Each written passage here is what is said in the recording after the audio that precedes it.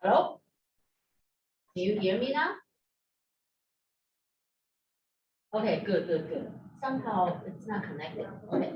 Thank you for letting me know. Okay. So like I said, this is to evaluate the external environment. And last week, we talked about form the strategic vision and the mission statement and the culture, so on and so forth. And then from there, we identify the strategic options. But before that, we actually need to think about, the external environment. Okay, it's very similar to what we did for the PhD result discussion. And next week, we have switch day. I'll discuss that with you guys. So next week, we are supposed to have class on Tuesday. And I don't know how many of you actually have to work on Tuesdays, but usually some people, they have different schedule on Tuesdays. So I think on the syllabus, I say next Tuesday, we are going to have an online class. But at the same time, I know you guys come here and mostly to discuss your PhD game. So, I'll let you guys think about it, like how many of you actually want to come here to discuss the PhD with your teammate, or you want to just meet virtually, okay? So towards the end of the class, I would ask you guys, because I will be here. I have office hour anyway. So, but if you guys are not here, I don't need to stay till very late on Tuesday. So I just want to make sure, okay? Yeah, so next week, we are going to talk about the internal environment, which is the company itself. What's their capability and stuff.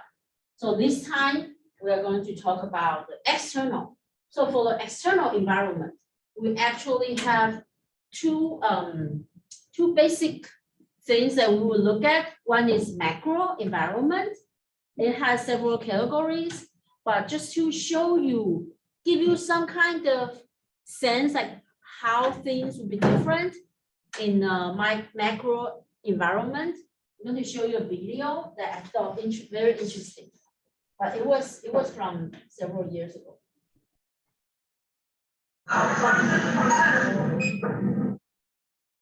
You actually use cash. Here in Shenzhen, China, a city many refer to as Silicon Valley East, cash is quickly becoming a thing of the past. People aren't pulling out the plastic much either. All over China, more and more are going all mobile all the time.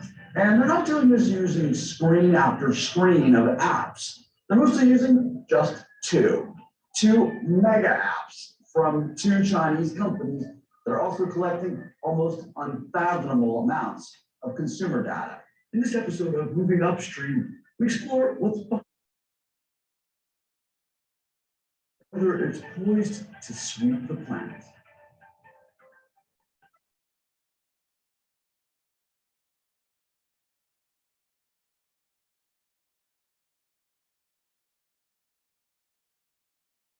Soon after crossing the bridge from Hong Kong to mainland China, we realized the extent to which we are outsiders. We see everyone everywhere scanning QR codes, paying for and consumer goods with their phones. Since we don't have Chinese bank accounts, when in Shenzhen, we couldn't do as the Shenzhenians. My colleague, Matt McDonald, and I needed a guide, someone to show us what this pay with your phone business is all about. Naomi Wu, one of the more eccentric members of Shenzhen's tech community, agreed to be that for us. She asked us to meet her at her office. It's one of those trendy co-working spaces. Here at this co-working space, payment with cash or credit cards isn't an option. Naomi, at 24 years old, is a tech developer, internet personality. We chose her because she promotes Shenzhen lifestyle. Naomi also identifies herself as a maker. What do you make? I make, in my video, I made tons of practice as a proof of concept. In February, Naomi will grace the cover of the tech world prestigious Make magazine. Okay, so she's not your typical Chinese person. She uses her phone. Yes. In 2016, Chinese consumers spent $9 trillion in mobile payments, dwarfing the $112 billion spent in the US. You have cash in your purse right now? I still have it, I still think it's emergency. The way, So annoying. yeah, so annoying. The first stop on our adventure, lunch. We can buy the meal before we go. Well, why are we paying for the meal before we even go to the restaurant? Because it's a little bit cheaper than paying. If we pay at once, maybe we save like $3 or $4, and then. Oh, really? Yeah. Okay. I'm sorry, I'm a little bit frugal. To get there, we could rent a bike. I'm going to scan the QR code on the bike. So the code is 3232. Sure. Naomi says bikes aren't her thing, so we decided to call a taxi, using, again, the WeChat app. Taxis here don't take credit cards. They do accept and prefer WeChat Pay. Yeah. Shows our prepaid reservation, and we hit the buffet. The thing that's feeding the Chinese appetite for mobile app payments is food. According to mobile payment leader Tencent, in China, 3/4 of fast food purchases are made using mobile. One company is reimagining. Alibaba's Huma supermarket harnesses China's QR code scanning culture. Every product in the store is scannable, even the crabs. Find out where they came from, add them to your favorites. So later from home, you can order them for delivery. What do you buy most often? The app knows, allowing it to serve you personalized recommendations. And it's all linked to Alipay. Our colleague Visa Lin visited Huma in Shanghai. The significance of Huma is the fact that mobile payments has given rise to a whole new set of business models or industries in China that would never have been possible in the West. Huma, which has announced plans to open 2,000 more of these supermarkets, is also an example of how mobile payment platforms in China are creating ecosystems that are about much more than just the final transaction. In the early 2000s, Alibaba launched Alipay to facilitate user transactions on Taobao, the Chinese equivalent of eBay. Around the end of the decade, Taobao introduced its mobile wallet features to let Alipay members transfer money to one another. QR codes. Good timing. That was right when the number of mobile users in China began to. One of the biggest reasons is the fact that smartphones in China are, and that's made the smartphone really affordable for the masses. And many people began finding themselves in China's supercharged economy with more money. Linking those accounts to Alipay.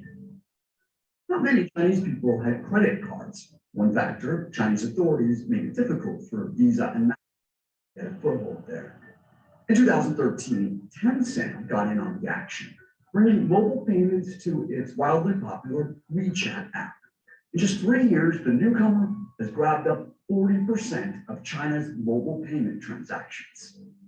This was the year before Apple announced Apple Pay, which in terms of users is now way behind its Chinese rivals. With Apple adding payment into iMessage, that's out of the WeChat playbook.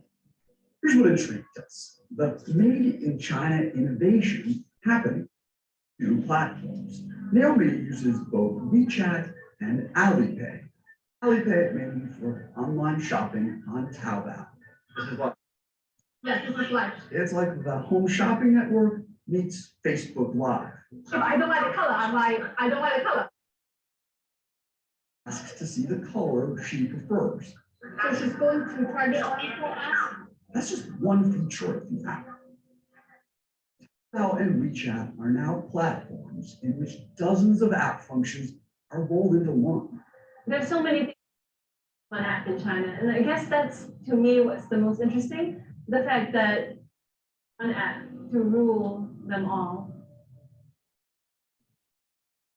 We visited the WeChat development campus in Guangzhou, China, to learn about the latest feature for keeping app, so-called mini programs. The basic idea is to create a mini app for every place or thing that you can visit.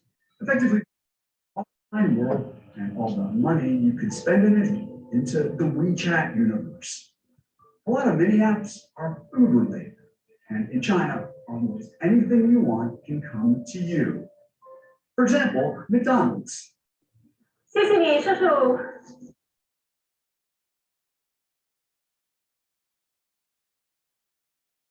Apps don't need to be downloaded or installed. They simply disappear when you're finished using them. The user data collected from them doesn't. Yan Zhu is the operations manager for WeChat's payment division. 然后这个杠杆在人口那么大的国家，它实际上会被极大的放大。然后的话，你想一下，如果这个信息在数亿甚至数十亿的人口之间每天发生的交易，通过这样的方式被流转起来，它能产生多大的容量？ It allows Alibaba and Tencent to collect so much information about you. They know what you know, where you're buying it, you know how much you're spending, and this quite a lot of other services beyond just payment. Line is Chinese in general are less concerned about data privacy than the consumers out in the West. I just feel like in America, we're so much more like protective of our information and our data, and we're very scared of this idea of like an overarching system that knows everything that we've done, all the purchases we've made that day. So I think maybe that's part of why we're not rushing in to adopt all this new technology. That's what gets me. Is that you're in China. The government can know everything about The you. government already know everything about me. They just, if I'm not committing a crime, don't give a shit. Western expats we met in China, like Duncan Turner, who leads a tech accelerator in Shenzhen, sees the Chinese mobile pay way spread. You know, I'm a Westerner living here, but I never had cash. No. Never. No. I was actually thinking about this the other day. Like I can't remember the last time I had RMB cash on me because I paid for everything through WeChat. Yeah, we're going to see more innovation born in China. There's all this emerging innovation which is happening for them, which will suddenly become mainstream. Are they ahead of us here? It's a strange realization, but yes. Thanks for watching this episode of Moving Upstream. I'm Jason Believe. Okay, so this one, I don't know if you can sense what I try to present. Like, we are very concerned about privacy. We are concerned about our data being used, right? I don't know if you guys are the same nowadays because I shared this video with another class. Obviously, compared to class 2 years ago, people are different now. So how many of you actually don't mind using this kind of app? And then if let's say if you travel to China, you don't mind using that, and then maybe the government, and knowing that the government might know what you're doing. How many of you actually don't mind to exchange the convenience? Raise your hand. How many of you actually will carry cash and not using the app? Oh, okay. So you kind of see that. How many of you actually have Apple Pay? Do you use it often? I don't use it often either. Yeah. So see, this is the difference. People are concerned, and then people there, even though their government is maybe like the worst, but people just kind of saying, well, I don't care. I don't commit a crime because, you know, she never really experienced anything. You know, based on what I heard, like not a lot, but several friends, family, they did something and then they just kind of disappeared. You know, in China, you cannot find them. You don't know where they are locked. You know, nobody find out, like nobody can know where they are. So this is sort of like the general macro environment, okay? So you will see that there are the 6 components when we look at the macro environment. I call PESTLE. So PESTLE is political, economic, social or cultural, and technological, environmental, and legal. Okay. So based on this, we actually have different environment. Okay. When we try to analyze our strategy, whether or not what strategy we are going to use, we need to think about the macro environment, okay, for the company. So first is political. What kind of political system they use? Is it democratic or it's different? Okay, so if it's different, how are we going to handle that? And then economic condition, like recently we know that in US, the interest rate has been raised till 4 point something, almost 4 point something, 3 point something, I think. But we know that the mortgage has been going up to almost, I think, 7% now. Okay, so if let's say a company from other country want to start a business here, then they probably need to rebudget let's say the rent, or if they were planning to buy a building, it will cost them more if they need to finance, right? So the economic condition will be different. And some other countries, let's say Japan, insist on not increasing their interest rate. So we see that Japanese yen is almost 145 Japanese yen to get $1. A few years ago, when I went to Japan, it's only $1 can only get 100 Japanese yen. So it's like 50% more.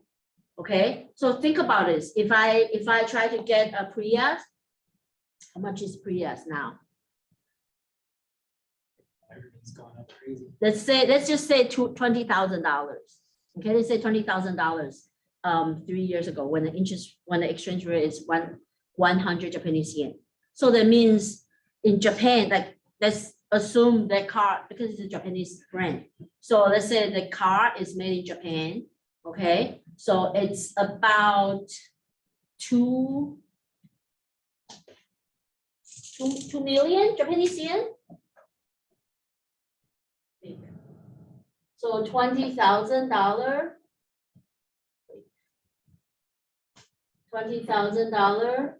times 100.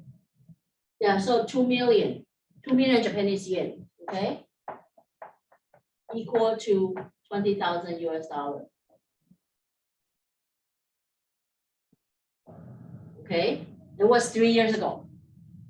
This year now, 2 million Japanese yen is equal to what?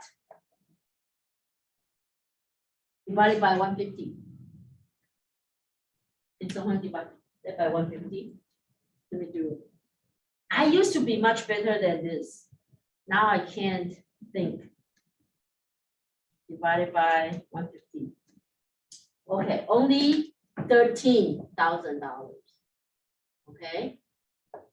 So imagine, and let's not calculate, let's not include the logistic, the shipping cost, because the shipping cost has gone up a lot.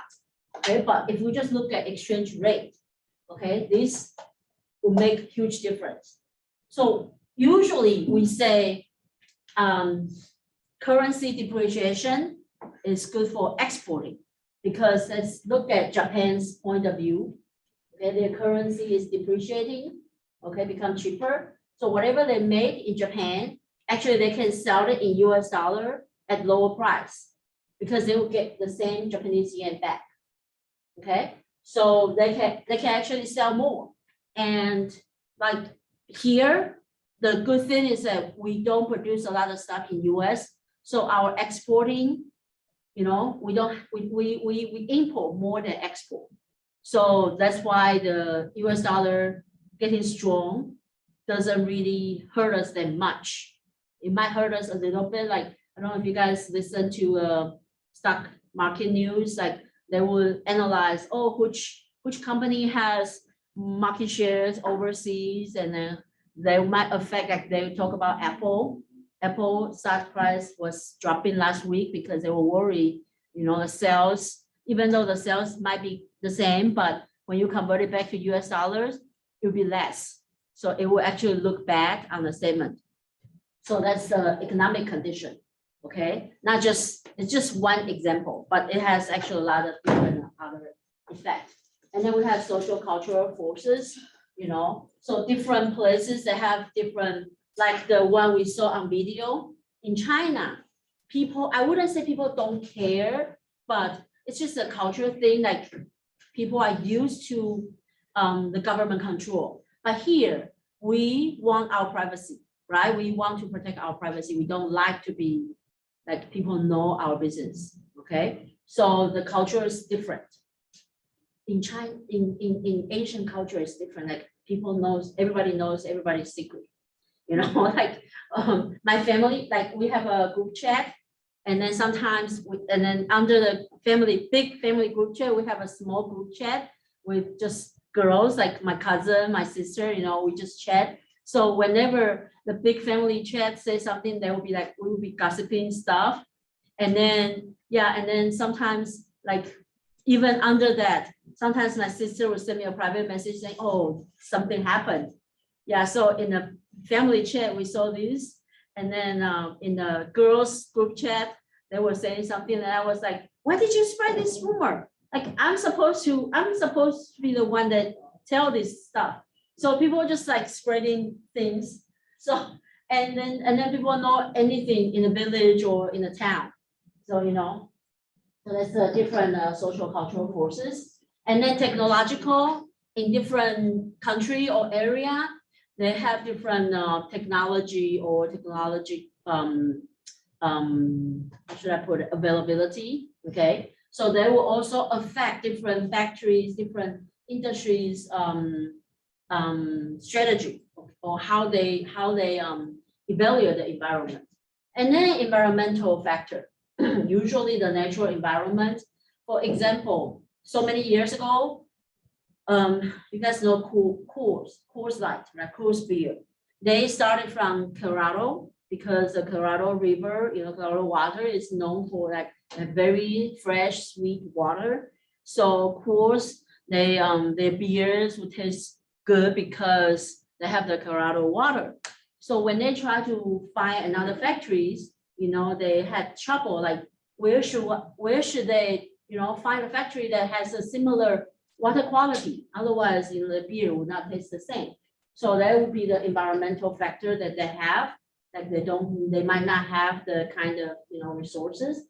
And then we have legal regulatory conditions, you know, like we mentioned, like it's all kind, you know, kind of related to each other. So we might have the regulation related to environment. You know, in some places, they might have stricter environmental regulation.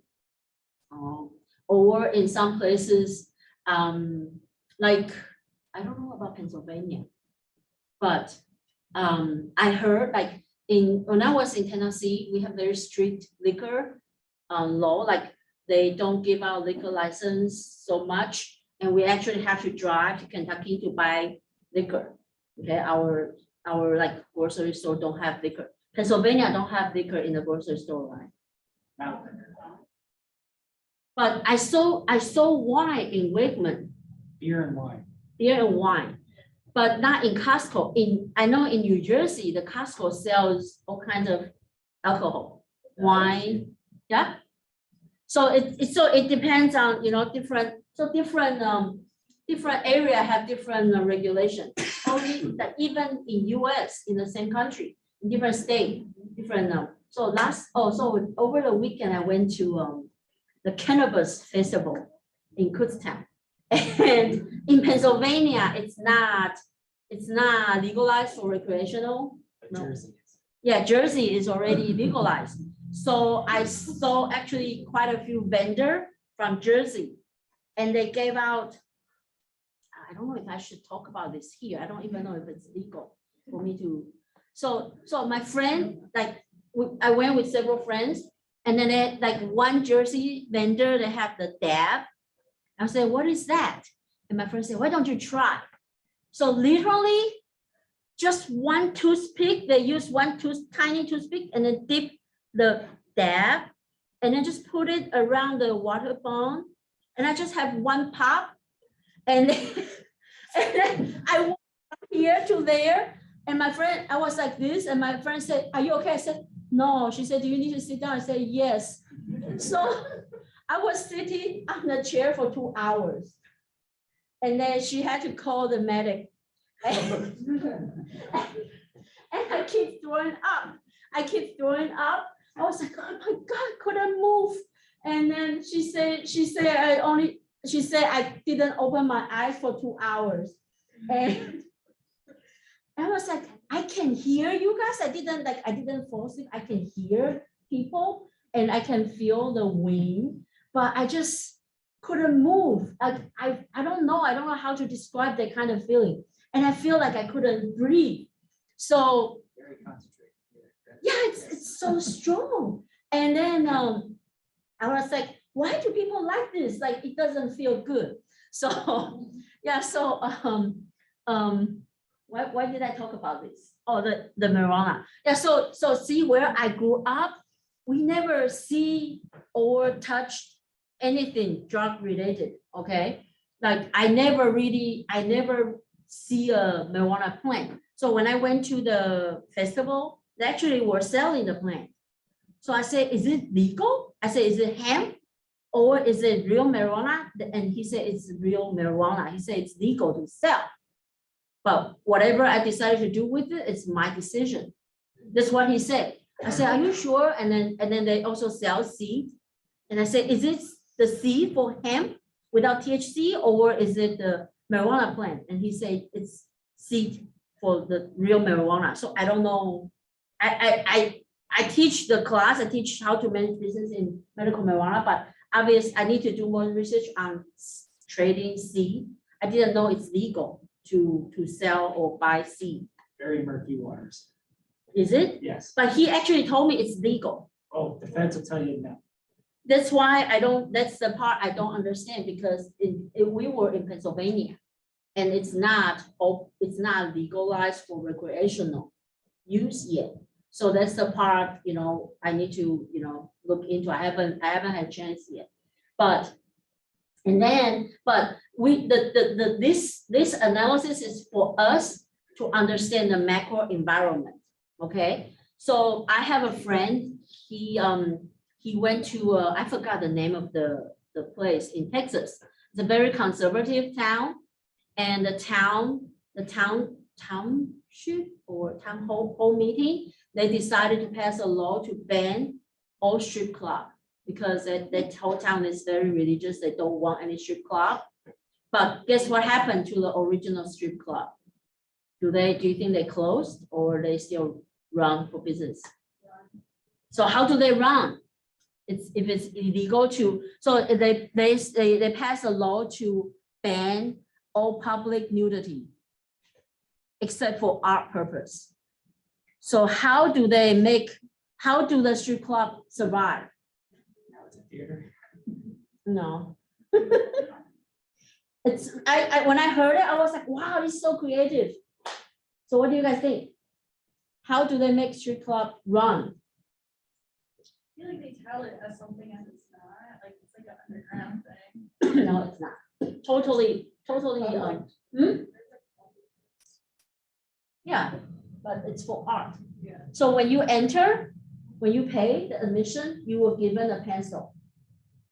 So everybody's in theory, yeah, but whether or not you are inspired to draw, it's your personal option. But you are given a pencil, you are doing art there. Okay, so this is why it's important to have the pastel analysis, try to understand the environment. And maybe we can go around it, okay, or maybe we can find a way to do our business. So that's the pastel analysis. Okay, I can't put it. Ooh, what happened? So, okay, so this is just the demographic. No, this is a demonstration, graphic demonstration to show us, we have the macro environment. So from the macro environment, the next level, we are going to see, okay, we already talked about this. We are going to see actually what's the situation in the industry. Okay, so let's say we understand the macro environment, but in different industry, actually, even though we are facing the same legal system, same political system, same economic system, but different industry, maybe we will be facing different situation. Okay, so this guy from Harvard, his name is Michael Porter. He thinks that, well, some industry, they are just doing much better than other industry. You know, as long as you are in the industry, you are making money, but some other industry are just suffering. So there are some industry are just doing better than others. Okay, nowadays, we can see that the oil companies are doing so great, right? Under this situation, even though they are all facing the same macro environment, but oil companies are making money, pharmaceutical companies are making money, but high tech nowadays, they're not making money, right? Well, they still make money, but the stock price is not going really well. So Michael Porter thinks, well, we have to look at the industry, and there are 5 things we will look at, the different forces we will look at, okay? So when we look at this, he will look at 5 different forces, and so some of the question he asked is, you know, how strong are the industry competitive forces? Like how fierce the companies in the industry compete, okay? I can see like for your BSG game, you are all in the same industry. For this class compared to the online class compete much more fierce than you guys, okay? Well, you guys only like whoever come to the class, pay more attention in the game, but there are still some other people that choose to do online from this session. They didn't, you know, a lot of teams still didn't participate enough. But the online class, the original online class itself, they already know they need to do this online. And I already told them when they choose to do online, I told them this game will be difficult. So it's better to do this in person. And they couldn't do it, but they all know, kind of know it will be difficult. So somehow, majority of the class actually put in effort to play the game. So it's a little bit different. So for these 2 sections, you guys is industry 1. You guys competition is not as bad as industry 2, okay? But industry 2 actually have a team that actually won the global 100. They were the top 100 team in the whole world. So in the whole world, there are more than 50,000 teams competing. So to be 100 is very, very good, okay? So we will look at different things. So now I'm just going to talk about the 5 forces that Michael Porter thinks, okay? Like he come up with. So first is the competition from rival sellers, like how competitive the industry is. And then, so if the competition is fierce, then we have to think like, so if it's competition is fierce, can we get out? Okay. Or is it easy to get in? Okay.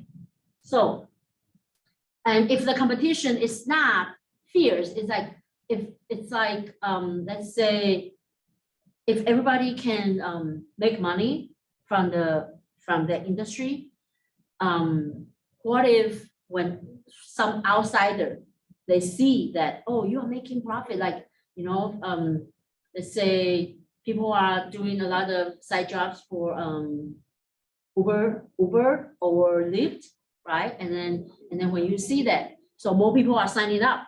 So it's like the companies, it's a business. If the business is making money, let's just say in East Stroudsburg, okay, I heard other students complain that there's no restaurant or food after 2 a.m. So when you go to bars, you're hungry and no food. So let's say I'm going to start a food truck from 2 a.m. till 5 a.m. Do you think the business will be good? Maybe. And then most of people are drunk. So even the food doesn't taste good, you guys will still buy it, right? So I was like, okay, let me start a food truck.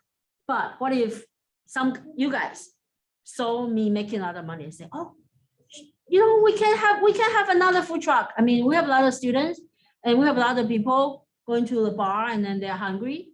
So let's have another food truck. So more and more people coming in, and it's not difficult to start a food truck company. So if that's the case, if it's easy to get in,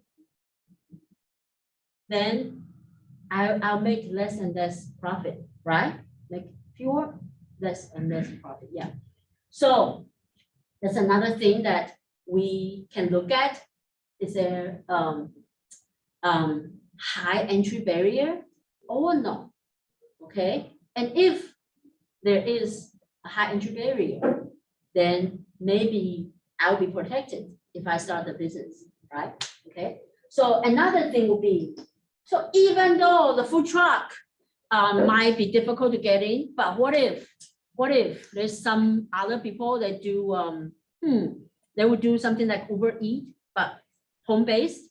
So you can actually order food, and then some students will cook from the dorm or from somewhere else, and then just deliver the food to you guys, right? So if that's the case, that's like a substitute. Oops.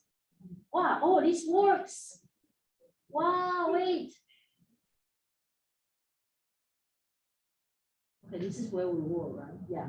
So the substitute. So if somebody can find substitute, then my profit will be less because my client might go to somewhere else. Okay. Another force we'll look at is the supplier's bargaining power. So if let's say I start a food truck and I need to buy because I want to make quick food. So if I need to buy frozen food, let's say I get it from Walmart, and Walmart, has very like set price. So I don't really have bargaining power over Walmart. So my supplier actually is powerful. They decide the price. Then if there's a case, whoever start the company, another company, they will also buy from Walmart. They probably have similar costs. So I won't actually have good margin, right? I don't have the competitive advantage over the cost because I can bargain with my suppliers. So my supplier actually is very powerful. They set the price. Even the truck, if I get the truck, I can decide, what price I get. But what if I become really big, then maybe my supplier, I can bargain, but it depends on what kind of supplier I have, okay? And then the customer bargaining power. So in the food truck example, if people are drunk and they're hungry, then I probably have strong bargaining power, right? But let's say, what is it? What else? So let's say, how about Starbucks? Do you think the customer has strong bargaining power for Starbucks? Also no, right? Starbucks is the customer. It's the company, and we are Starbucks customers. Can we bargain? Can we switch to Dunkin'? Do you guys drink coffee? What coffee? Like, where do you get your coffee? Dunkin'. So why Dunkin'? They taste better. I just like it better and it's cheaper. Cheaper. So in that case, yes, maybe she actually have the bargaining power because she can switch. But if someone, like one of my friends, she's addicted to Starbucks coffee, she wouldn't settle for Dunkin'. Then she has fewer bargaining power, right? So, and then also for the cell phone carrier. So what carrier do you guys use? T-Mobile. Do you like T-Mobile? Yeah. Anybody like T-Mobile or don't like T-Mobile? Verizon, do you like Verizon? Recently didn't know that. But if you don't like T-Mobile, can you switch? But I mean, do you sign contract with them? Like, if you want to switch new phones, you have to sign contract, right? Did you guys sign contract? No? You guys are smart. I used to be like, I tried to get the cheapest possible deal, so I signed contract, and then I got angry with the company. So I used to have AT&T, and I signed 2-year contract.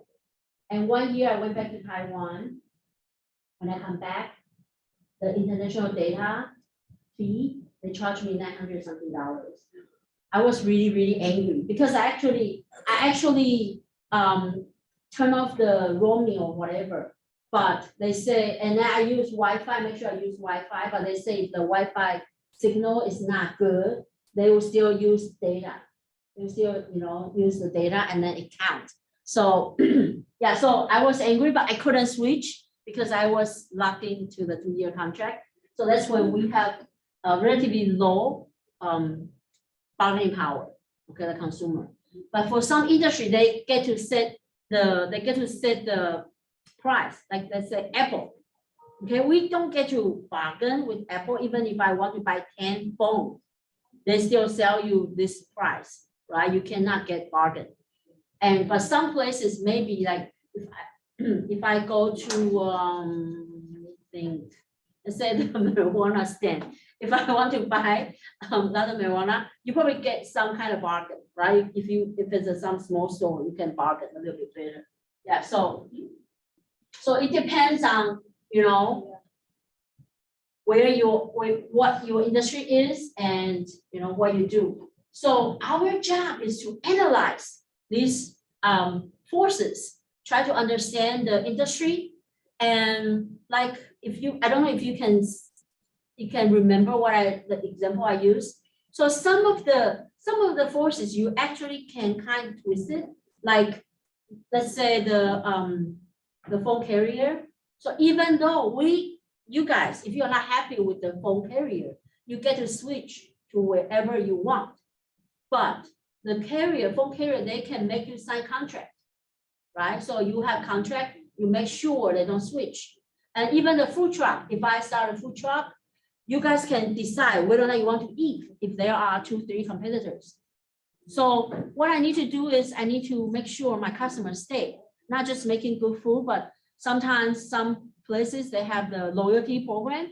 So maybe I'll give you some card. If you buy 10 meals, you get 1 meal free. So you come back, okay? So, there are ways to go around it, okay? So for supplier as well, Southwest airline, they like now the gas price is so high, right? So what Southwest did was they signed contract with the oil company. They say, oh, we want to buy the oil at this price for 1 year. So why oil company want to do that? Because they would know for sure, no matter how fluctuating the oil price goes, they can always make this much money out of Southwest. Okay, and they know they can control their costs and profit. So sometimes companies do that. So there are different ways to kind of manipulate the 5 forces. But the thing is that we have to analyze the 5 forces correctly. Okay. So, to use the 5 forces, try to see, identify the 5 forces. So one example I can tell you is if, like this is one of the 5 forces, if the competition among in the industry is fierce, then we would, what is this? Okay, then usually that means that the buyer demand, they are, getting slower. So for example, maybe milk company, okay, or let's say the trash bag company, okay. So the demand is there, but it's nothing special about it. So sometimes, and then it becomes less costly for buyer to switch brand. So like when you buy trash bags, what did you choose? what make you choose A trash bag over B? What usually do you guys choose when you buy trash bag? Well, even though the size, we want the size that fit our trash can, but even though the same size, they have different type of options. So what do you guys choose? Huh? The cheapest, right? So that's usually when the competition become really strong because there's no differentiation. So I found the companies are really, really smart. So how do they change it? Like nowadays, so what else do you guys choose anything else? Will you be willing to pay a little bit more for trash bag? What would make you pay more for trash bag? Nothing? As long as it doesn't break on me. Okay. It's on the cheaper stuff. Will just break. I found, but one time I found something. I went to Costco and then one trash bag were the cheapest. They were on promotion. It's scented. So once when I use it, I was like, oh, it smells so good. So now when I tie, it doesn't stink because the trash bag has smell the scent, So ever since then, I have to buy the scented trash bag, no matter how much more expensive. It's not that much expensive, but it's a little bit more expensive. So I always buy the scented trash bag. Okay. I remember when I was a student, I lived in an apartment with my brother, and we both would be fighting with who would take trash out and then who would tie the trash bag, because when you tie the trash bag, it really stinks, And besides, in Taiwan, we don't have the food process. We don't have the garbage disposal. So everything dumped to the trash bag. Yeah. So, and then when you take the trash out, you have to take it to the apartment. Like they have this place, compost place. You have to walk into the door, open the door, and then the whole trash is there. So we always fight to see which one is more sticky. Anyway, so they will find a way to make it different so that they will charge you a little bit more, right? So it's something, okay? And then another thing is that when the competition is very strong, some industry, believe it or not, it's very difficult to get out, okay? So have you guys wondered why, like a few years ago, all the airlines are filing bankruptcy, but how come nobody get out? Because it's difficult for them to get out. Who is going to buy their aircraft? Nobody can really buy aircraft, right? Like that. So some industry, even though you are in and then you are not making profit, difficult to get out. It's not like food truck. Food truck, if I want to get out, I can easily sell the truck, right? Sell the equipment. But industry, the airlines, very difficult to get out. Okay, so that makes things worse. Okay, so this is one force. And for your shoes, for your VSG shoes, you cannot get out at all. So you guys have to, try to work on that. So that's one of the force, that affect the competition in the industry. So these are, when this will happen. The rivalry is strong when the demand is growing slow, or they have high fixed costs, high storage costs, okay, high maintenance costs. So that will be a little bit difficult. And but this competition will be lower if the demand actually is growing, still growing, and the switch cost is relatively high, so consumer won't switch easily. Okay, so that would be the case. And then the second, so the second force will be the barrier of entry. Okay, so because like I said, if the industry is attractive, if it's not difficult to enter, there are companies, they will try to, come to this industry, like the food truck company, food truck business. Don't compete with me with the food truck business. Okay, so So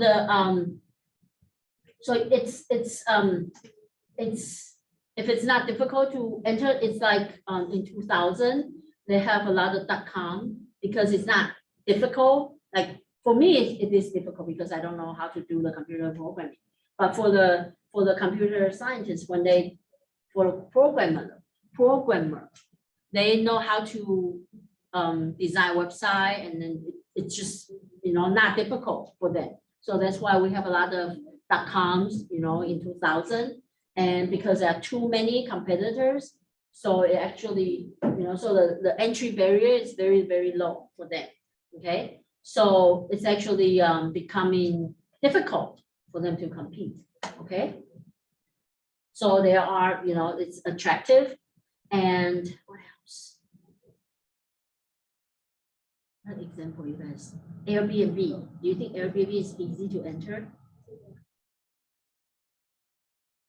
Somewhat. Yeah, but you still need to own some property, or you still need to, have the property. So, but there are people that also doing Airbnb or doing, rental property. So it's relatively easy for some people, right? So, and then some people, I don't know if it's, that actually last semester I have a student wrote a report. I was surprised. This guy, he's a manager in one McDonald's, and he said his owner, the owner of McDonald's is a 27-year-old college graduate. So the guy actually owned 8 McDonald's when he's 28. It was last year. Yeah. So he interviewed his boss. So this guy, he started when he turned 22. And this guy started when he turned 22. And his father, he actually worked at McDonald's when he was a high school kid. And then his father just asked him, do you want to take over? When he graduated from college, he got good job offer, but his father has like at that time 4 stores. So his father asked, do you want to take over? He said, yeah. So his father gave him 2 stores and gave his brother 2 stores. So he started when he was 22, he has 2 stores. And when he is 28, he has 8. He has 8 stores. So he said he wants to have 20 stores when he is 35 or something. It's actually pretty good. So, to do franchise also make the entry barrier easier for us, for people who want to start a business. Okay, so franchise is easier. So you just need to pay the franchise fee and stuff. So that's why the fast food become a little bit more competitive, because people can get it easier. So but there's something that we can kind of create. We can create some kind of barrier so that it's not that easy for the new entrant to come in. Okay, so one thing is like the network effect. So to start a high-tech company, it's not, how should I put it? It's not difficult. It's not easy, but it's not difficult. But if you want to reach to the level of Apple, where they have, they have not just phone, they have tablets, they have computer, everything is connected, and it's convenient to just use Apple product. It will be difficult to compete with that. Okay, so that will be, they kind of make it difficult to compete. Or if we look at Walmart, okay, to start a grocery store is not that difficult, but if you want to reach to the level of Walmart to get that much sales or the kind of discount from your supplier, it will be difficult.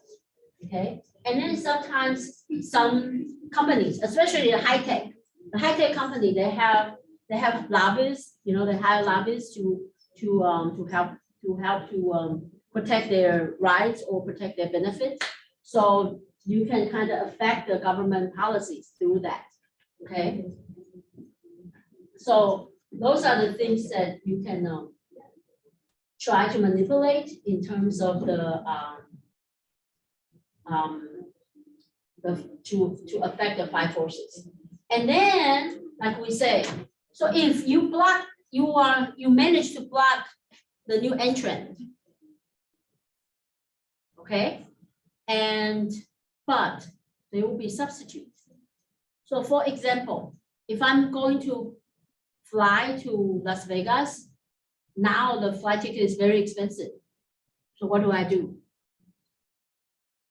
drive, right? I would drive 4 days to Vegas and then drive 4 days back. No, but you have options. You can take trains, you can walk. I have a friend now in Europe walking from France to Spain. So she walk 30 miles every day. Not 30 miles, 30 kilometers. 30 kilometers.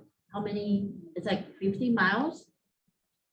She's the person that 18 miles. Okay, so good. So that's not that crazy. So she walk about 18 to 20 miles every day, and then she post it online. Like she walk 8-10 hours every day.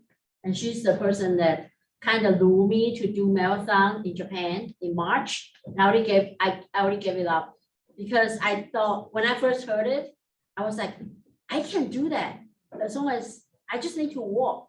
I just need to walk. How far is marathon? 24 miles. Yeah. So I thought I can walk 24 miles, no problem. So I started to train. I think I told you guys, I started to train myself. I walked 30 minutes the first day and then 5 minutes, every day. So the most I walk is 65 minutes. And then I stopped. And I just couldn't walk more than 65 minutes because I don't have the time. And then, I'm just getting lazy. And my dog now is not home. My dog went to Maine to camping. My dog is camping now. And I'm like, oh yeah, I slept so well the past few days. Anyway.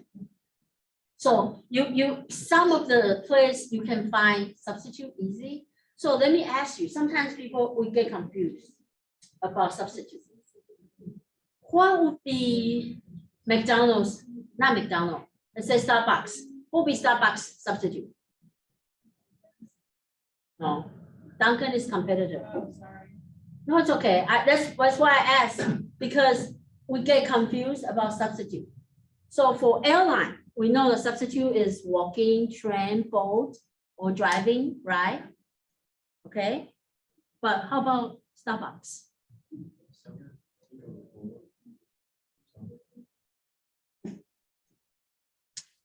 Do they sell soda there? Difficult, right? So you have to, they might, yeah, so. No, but Starbucks also sell tea. Do they sell energy drinks? No? Okay, then yes. So maybe energy drinks is their substitute. What else? So what do you go to Starbucks for? Coffee? And why do you guys drink coffee? To stay awake? Same as me. That's why every Monday I have to drink coffee. Oh, you drinking now? I drink coffee at 8 a.m. every Monday. I couldn't sleep till 2 a.m. Starbucks. So that's why I got in trouble when I have just one dad, So because I don't drink or eat those kind like the very stimulating stuff. Yeah. So but substitute is where usually get confused. How about for your BSG game? What could be the shoes substitute? What would be your substitute? So if you want to be very strict, so you are selling the athletic shoes, right? So maybe some other different type of shoes might be the substitute, right? So you're not competing directly with each other. So like if you are Nike, then Adidas will be your competitor, but Uggs will be the substitute, right? Something like that. Okay, so this is where it become complicated. But in the high-tech industry nowadays, it's becoming even more complicated because you basically maybe across different field. Let's say Apple. Apple not just have computer, not just have watch, not just have tablets, not just have phones. They have apps, right? They have software. So they are competing with Samsung. They're competing with Dell. They're competing with Google. Now they're competing with Netflix because they have Apple TV. So it's becoming more complicated. So when we are analyze the 5 forces, we need to kind of think about which segment you are looking at. Okay, for you guys, the BSG game, it's relatively easy. It's ethnic shoes. Okay, so but like I said, it could be complicated. So the next thing will be supplier bargaining power. So it depends on what are your suppliers. So let's use airlines as example. So who are airline suppliers? Boeing, like the airplane maker, Boeing. What is France? Airbus, right? So those are the suppliers. Do you think you can get some bargain with Boeing or Airbus? Maybe if you place huge enough order, right? You can get a little bit bargain, but not much. How about your fuel, right?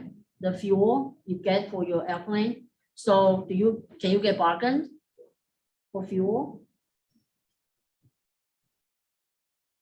Depends. Like I mentioned, Southwest, they were able to have 1-year contract. Okay, they buy the future contract. So they say, oh, in 1 year, I'm going to pay this much. And they were right. The oil price went up, so they got good bargain. And what else? The hub, right? They need to pay the airport hub fee. Okay, so they are all kind of like airlines. Their suppliers are all kind of powerful. Okay, so and then it depends on how many suppliers you have as well. Like I mentioned, like we guys talk about, we have Boeing and Airbus. So only 2 suppliers. So kind of oh, there's a new airplane. I forgot the name. New ultrasound airplane. Have you guys heard of it? American Airlines they place order and they will start flying from 2025. So they'll have ultrasound airplane where you fly from JFK to UK for only maybe 1 hour, 30 minutes or 2 hours. You know which one? You're looking it up. Oh, the overture jet. Boom. Boom. Boom. Boom. Yeah, I think that's the So they all have different suppliers. So you have to look at the suppliers, how many suppliers you have, or are you buying something special for the supersonic from Boom. So how long? Oh, this is not. I thought this is touch screen. Yeah. Look it up, see how long would it take from JFK to London. So it depends on how many suppliers you have, or whether or not they have something special that you have to get from them. Let's say NVIDIA is famous for like the advanced chips. So even though maybe there are a lot of chip companies, but they become powerful if you want the very advanced chip from them. Okay, so it depends on what kind of product you want. Yes, I think from Seattle to Tokyo, it's 10 hours. Oh, it's not bad. It'll cut it to 6. Wow. Yeah. So that's good.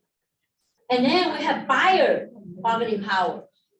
Okay. So it depends on how dependent the buyers are on your product. Like when a company have very strong brand name, people will become a little bit more like dependent. okay? Like Apple, even though I started to get upset about Apple, but I still, I'm like, I can't, some friend of mine already switched from Apple to Android phones, and they say, oh, it's actually nice, it's not difficult to switch.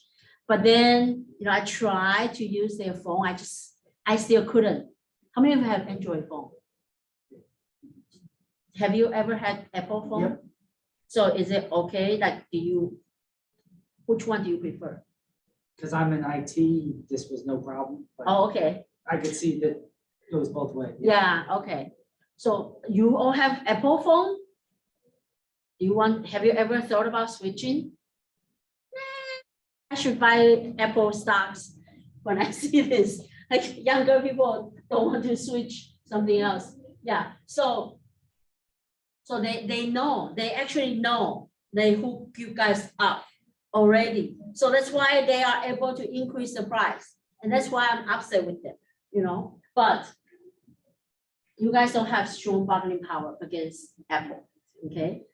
One time they even say, oh, we are going to recycle your product. And I thought they are going to pay me when I turned in the old phones or something. They said, no, it's free. I was like, how come it's free? You get all the parts inside, you get to reuse it, and they're not going to pay. And so, yeah. So they do have power, okay? But some other companies, we get to choose, like we talk about trash bag, we can buy cheapest one. It's no problem to switch. Somehow, like I say, they can kind of twist it. Okay, they make the scented bag. So now I can switch. I can go back to the normal, what is it? Normal trash bag. Even the dog poop bag, they have scented one. You guys know? Yeah, I didn't know, I accidentally bought the lavender scented dog poop bag, and I couldn't go back. I have to, start to subscribe. So, yeah, so they try to get you, even though they know you can switch easily, but they would, invent something to make it difficult for you guys to switch. Okay. Another example nowadays doesn't really apply, but airline ticket used to be very like, we can always choose the cheapest one. Now everything is expensive. So now the example is not good, but airline ticket, usually we can switch easily unless like a lot of people want to do the frequent flyers or something. So when you get, like I don't think I got hooked, but one time, I forgot what I did. Like I was matching, that you can do matching status. So I got matched to United Silver status. And then one time I flew to Colorado, and then upgrade me to business class. And I was like, oh, this is so good to be, like to get status, you get upgrade to, and then you get to pick up your bag early, and you can use their lounge and stuff. So sometimes people do crazy things for some tiny stuff. So those are the 5 forces that we could use to kind of analyze the industry and see whether or not it's profitable. Okay, and while we are analyzing the industry, we can figure out a way to twist the forces. So I don't know why they are talking the whole class. Who are they? Which team? Which team are you guys? You guys been talking the whole class. This is recording. And the camera can, when you are talking, the camera will take you too. So if you go back to look at the video, it's all recorded. Yeah. I'll show you guys, see. You have different screen. When you talk, you have different screen. So those are the 5 forces that we can use to analyze the industry. Okay. And when you try to decide your strategy, you can also kind of think about the 5 forces. It doesn't apply 100% to your game, but it does, it will help you decide how you want to compete with your competitor, which is everybody else in the class. Okay. And then from the industry, I want to let me see if it's here. I want to kind of talk about the I think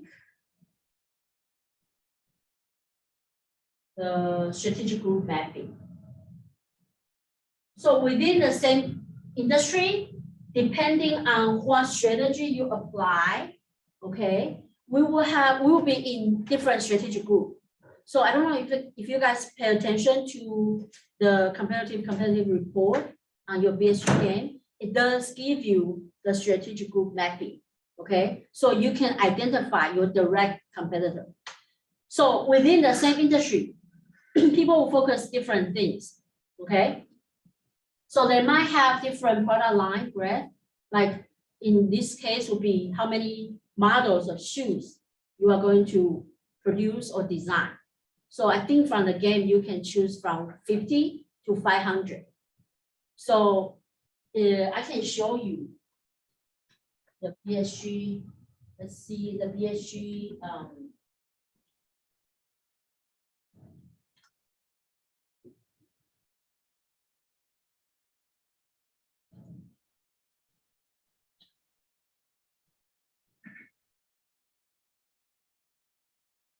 so from here,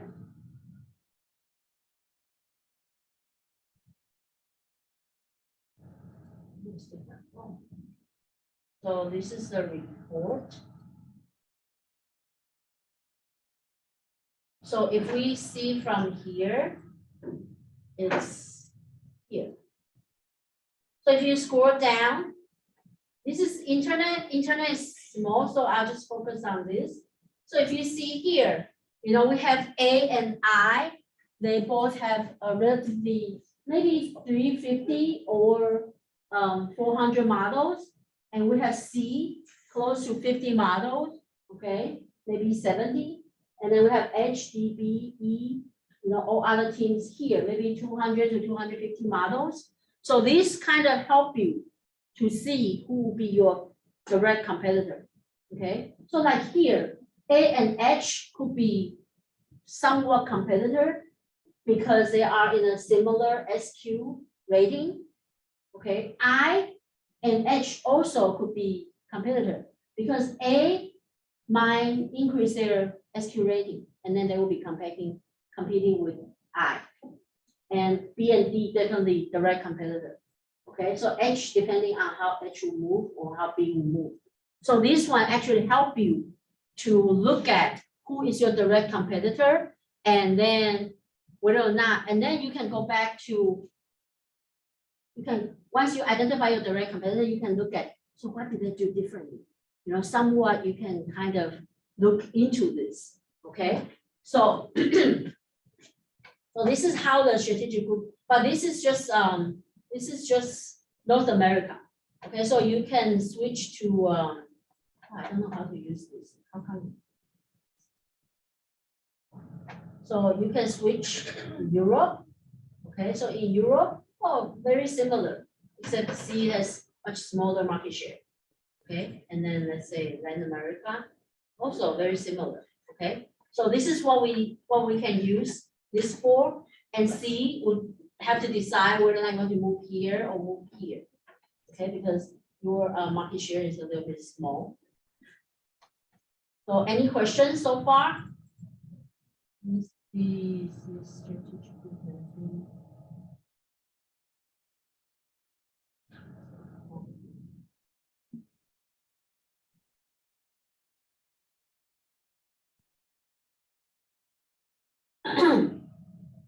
So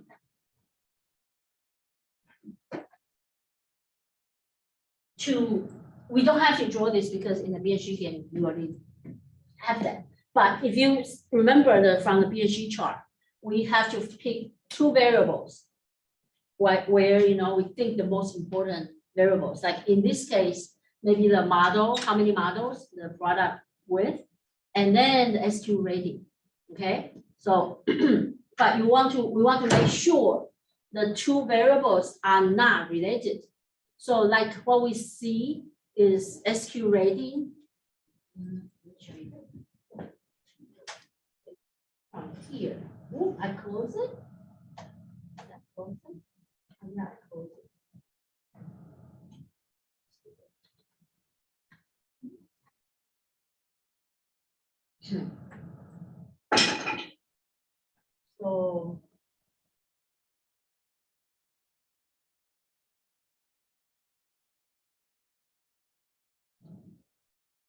So you see here, it says price and SQ rating. Okay, so we don't put price in the Excel and then SQ rating here because it's kind of related. So it will always go this way, right? Because usually high quality will charge high price. Okay, so we want something that's not related. So some few examples that we could use is, we can use price or quality, high, medium, low, geographic coverage. Okay, is it local, regional, national, global, product line, breadth, wide or narrow, or just how many models, degree of service, distribution channel, okay, the vertical integration, or the diversification. Okay, so this could be something that we are going to use, but like I mentioned, we don't want the variables to be highly correlated. Okay, and it could be quantitative, continuous, or discrete, or just high and low. But you can draw the map like what you see here. So one example is this. So we see that this is a beer industry, and we have the price, quality as from low to high, and then we have geographic market from narrow to broad. So we have Anheuser-Busch here, we have Miller Coors, we have this Best, and we have Boston beer, considered a little bit more expensive, premium, but also globally known, broader market. And we have England and Young and Sons. They are a little bit smaller, okay, but they are all considered high quality, high price. And then we have tons of microbreweries. Okay, they are expensive, right? So, so these are the example that we can see that, so the microbreweries, they are not going to compete with Anheuser-Busch, they are going to compete with Bud Light. Because how much is Bud Light? Very, very cheap, right? Yeah, so, and then the microbreweries usually $12, $50, right? I don't know, I don't really drink beer. I like liquor. So I don't like anything with bubble. So yeah. So the question is from here, which group is in the best location, like the best position? If you are the owner of the company, which one do you want to be?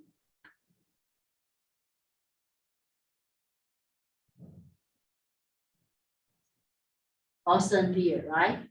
Because they are in a broader market and high quality, high price, so their profit will be probably bigger. And then of course, Anheuser-Busch, Miller's, they are huge, but maybe their profit is that their unit profit will be very thin, but the total profit might be similar.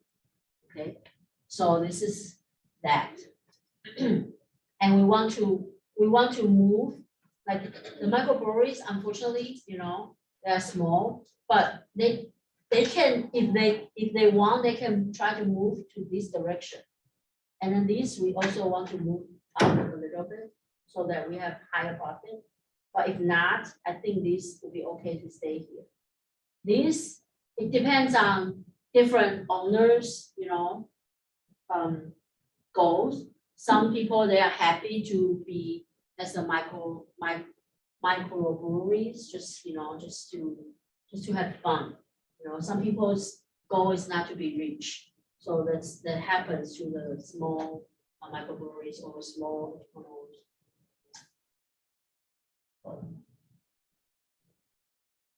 So the map, are useful to, see who is your direct competitor, who's your close rival. Okay, so from there, we see I and B, kind of close competitor. And we'll see, you can try to see if you want to mimic their strategy, So what strategic moves are rival likely to make next? So, based on this and based on what we talk about, they might move towards you or you might move towards them.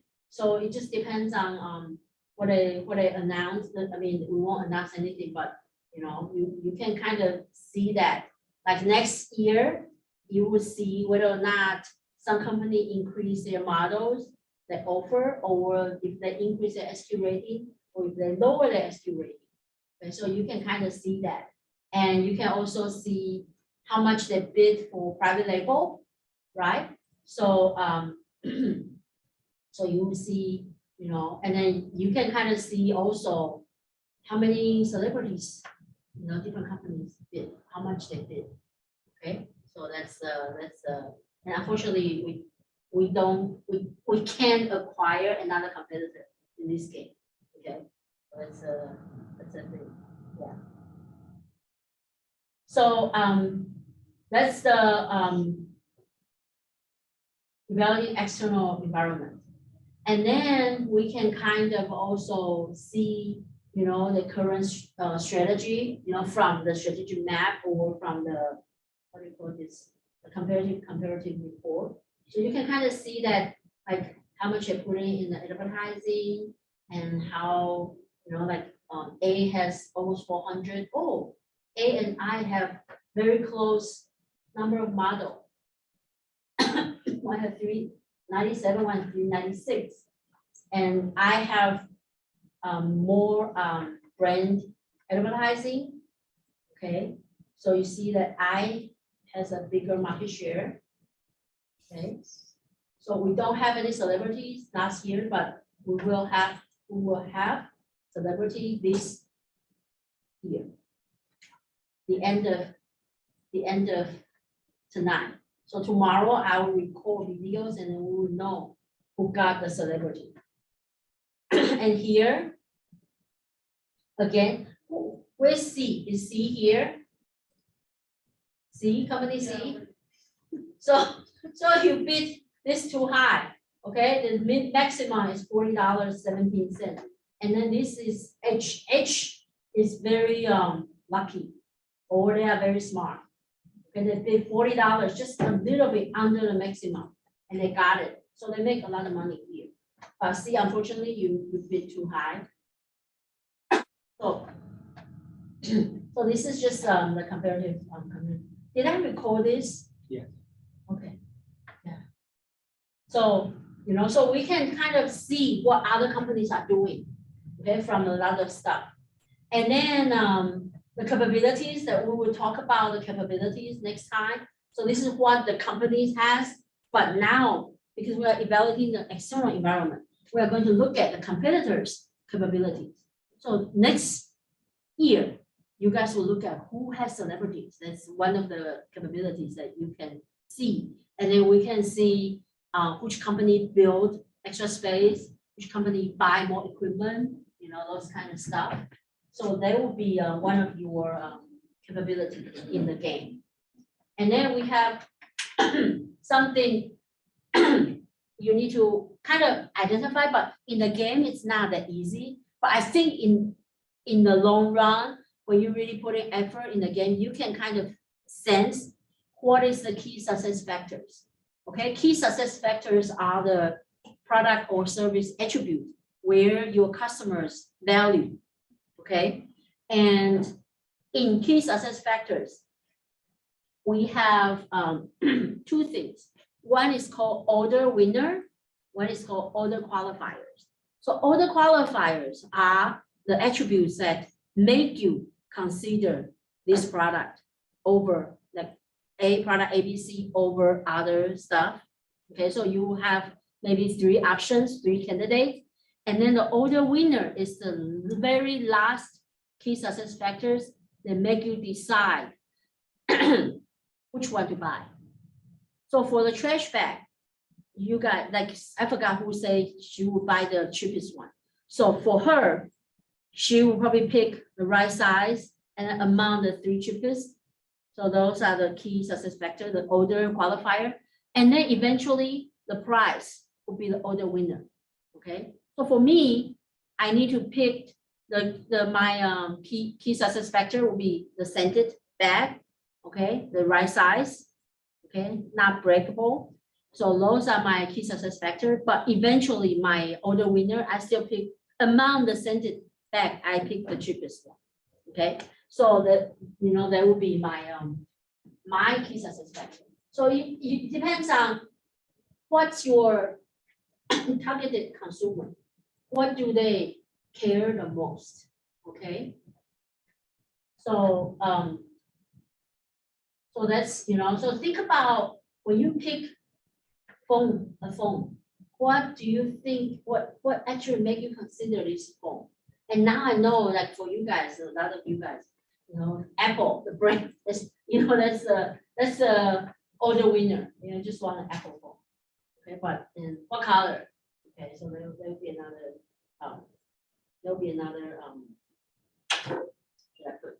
another discussion. And so the last question is the industry actually can provide good profit? Okay, so that's actually what makes the industry attractive. Whether or not you can make good profit. Okay, if you can make good profit, then this industry is attractive. If not, then it's not. Okay, and sometimes maybe the industry might not be profit now, but maybe they have potential. Like the EV nowadays, still not that profitable, but in the future, maybe, like in Europe, they already say the European government, they already say they want to get rid of all the, they want to promote the all electric vehicle by, I forgot what year. And California too, California also say they want to have all EVs maybe in 2028 or 2027, something like that. Okay, so maybe that's one of the things that we have to think about. But in US, we have a lot of road trips. It's difficult to do road trips when you have electric vehicles. So that's why I'm still deciding whether or not I want to have electric vehicles or just hybrid. But they are so expensive. Yeah. So like I mentioned, even though when we conduct the 5 forces analysis, we are looking at the industry, but sometimes different companies, they would kind of twist the forces by their policies or by their contract with different suppliers or buyers or whatever they do business. So even though the 5 forces analysis might look bad for the industry, but maybe there will still be a company that's doing really well. Okay, so if that's when we need to look into, like, why this company is doing better than the other one. So but that means that you can still manipulate the 5 forces. You might not be able to manipulate all of them, but maybe few, and it will give you competitive advantage. Any questions? So when you analyze the industry, think about what you want to do, and then for the BSG game, try to think about how you want to compete, and that's it. Okay. So if you want to, let me close the screen. And anybody want to reset the quiz? The first quiz, right? Both, either. Some people already did the second quiz, just a second. Let me go to. James, actually, the first quiz. So first quiz, who want to reset? Wait. How come it didn't show? On the PhD. Mine isn't like that. So like. Wow, wait. Let me show you this screen. Really? Is it a lot of? This is nobody. I don't see anybody's name. What happened?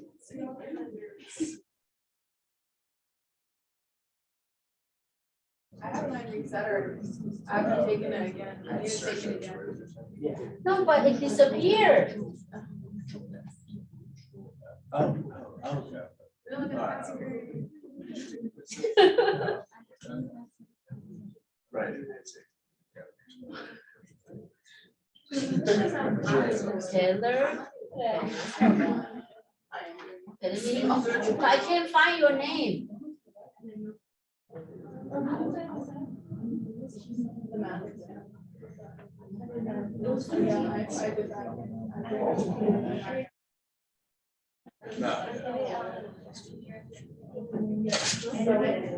What? Something is wrong. Now she does. I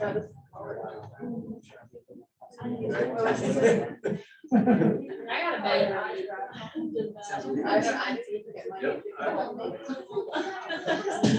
I think we're class today. Oh, I forgot to ask you guys. So do you guys want to come here next Tuesday? 4 o'clock? How many of you want to come here? How many of you don't want to come here next Tuesday? So what happened on this side of, how many of you want to come here? On Monday? Tuesday, Monday, no class. So we switch. Yeah, that's why. How many of you want to What time would still be at 4 o'clock? still 4 o'clock? ESG Monday or Tuesday? PSG still due on Monday night. Okay. So Tuesday, you guys want to come here? No, then I won't be here. I can go home like after my meeting. Okay, so no class Tuesday. I mean, I'll record stuff. I'll post it on Tuesday, and I'll post the BSG on Tuesday morning. Okay, so you guys can watch it. But I have crisis now. It's not nobody. If you wanna go, you can show me later. Yeah, I'm not. I can't reset the quiz anymore. For anyone or just someone? Anyone, look, there's nobody. No retake. I have no idea what happened. Yeah. Oh, yeah. Everybody gets hungry. Right, yeah. I heard. I still have. I was laughing, I sent my text message and I went to send it to my brother. Oh, okay, show up. I was on my So, way. okay, who wants to reset? Wait, Tyler, I was on my way to the sun. Taylor wants to reset. You are? Trevor Fan. Last name. Paone, P-A-O-N-E. Show pass it, pass it. C, Yeah. Oh, I can't. Shola, you want to reset? Yeah. Okay. James, you want to reset? No, thank you. Oh, yes. I 95 good. 100. Robert? This is very good. These are- I reset his. each one No, is- this is fine. Please. Valentino? An average of 10 questions. I reset Valentino. Okay, quiz 2, anybody want to reset? So. So Tommy? Before. Already reset. Valentino? Across- Want to reset his?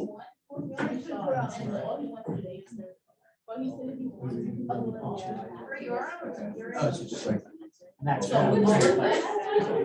Okay. So when you do answer all the questions, which have. So are you guys all done? For year 12 decision. Professor? Sorry. No, no, no, For wait, the wait, top hat. Oh, okay, The top hat, this is how many things I have left. yeah, This is all the top hat. yes, Correct? yes. So you did one. Yep.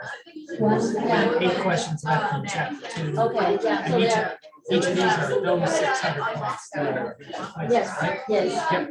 yes. Yes. And the ESG 2 quizzes, that's it. 2 quizzes, yep.